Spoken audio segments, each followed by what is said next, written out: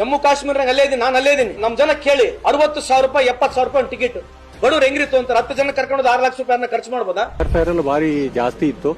ಮಧ್ಯಾಹ್ನ ಚೆಕ್ ಮಾಡ್ಬೇಕಾದ್ರೆ ಒಂದು ಡೆಲ್ಲಿಗೆ ಒಂದು 45,000 ಏನಿತ್ತು, ಒಂದು ಬ್ಯಾಂಗ್ಳೂರ್ ಚೆಕ್ ಮಾಡ್ಬೇಕಾದ್ರೆ ಒಂದು 79,000 ಏನೋ ಇತ್ತು. ನಾವೇನೋ ಇವತ್ತು ಚಾರ್ಟರ್ ಫ್ಲೈಟ್ ಮಾಡ್ಕೊಂಡು ನಮ್ ಸರ್ಕಾರ ಸಹಾಯ ಮಾಡ್ತು, ಹೋದ್ವಿ ತಂದ್ವಿ, ಅದ್ ಬೇರೆ ಪ್ರಶ್ನೆ. ಬಟ್ ಇವ್ರು ಯಾಕೆ ಮಾಡಬಾರ್ದಾಗಿತ್ತು? ಇವತ್ತು ಇಂಡಿಯನ್ ಏರ್ಲೈನ್ಸ್ ಎಲ್ಲಿದೆ, ಇವತ್ತು ಏರ್ ಇಂಡಿಯಾ ಎಲ್ಲಿದೆ, ಇವತ್ತು ಏರ್ ಇಂಡಿಯಾ ಬಗ್ಗೆ ಎಲ್ಲ ಮಾತಾಡ್ತಾರೆ ಇವರು. ಸುಮ್ಮನೆ ದಯಮಾಡಿ ನನ್ನ ಮನವಿ ಏನಂತಂದ್ರೆ, ಆಗ್ಲಿ ಚರ್ಚೆಗಳು ಒಳ್ಳೇದ್ ಬಗ್ಗೆ ಆಗಿರ್ಲಿ, ನಾವೇನು ಕಾಂಗ್ರೆಸ್ ಗ್ರೇಟ್ ಅಂತ ಹೇಳ್ಕೊಂಡು ಹೋಗೋದಿಲ್ಲ. ಆದ್ರೆ ನೀವೇನ್ 24 ತಾಸು ಗ್ರೇಟು ಬರೇ ಮುಸ್ಲಿಂ ಬೈಯೋದು ಗ್ರೇಟ್ ಬಿಟ್ರೆ ಏನೇನಿಲ್ಲ. 24 ತಾಸು 11 ವರ್ಷ ದಿನ ಬೆಳಗ್ಗೆ ಇದ್ರೆ ಸಾಯಂಕಾಲವರೆಗೆ ಮುಸ್ಲಿಮು. ದಯಮಾಡಿ ಬಿಜೆಪಿ ಯುವ ನಾಯಕರಲ್ಲಿ ಹೊಸ ದೇಶ ಆಗ್ಲಿ, ಹೊಸ ವಿಚಾರಗಳ ಬಗ್ಗೆ ಮಾತಾಡೋಣ.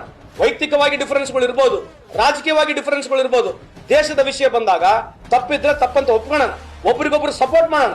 ಅದು ಬಿಟ್ಕೊಂಡು ಮುಸಲ್ಮಾನರು ದಿನ ಬೆಳಗ್ಗೆ ಇದ್ರೆ ಮುಸಲ್ಮಾನರು